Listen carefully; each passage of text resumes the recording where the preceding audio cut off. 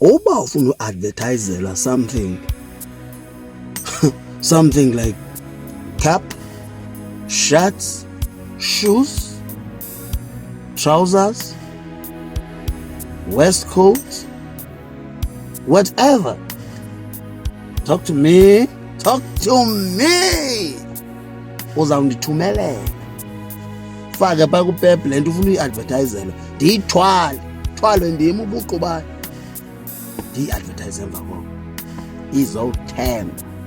Andifuni nepeni yakho, wena ufuna nje uadvertise ii-t-shirts onazo ezibhaliweyo ezibhalwayo, thumela kum sibe sinye, thumela ulaji wam waloo nto uyithumelayo ndimfake kum esiqwini ndikuadvertisele emva koko.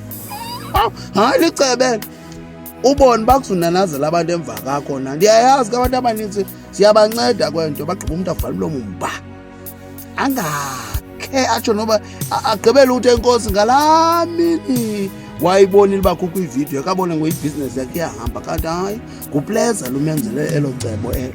Andinamona hayi.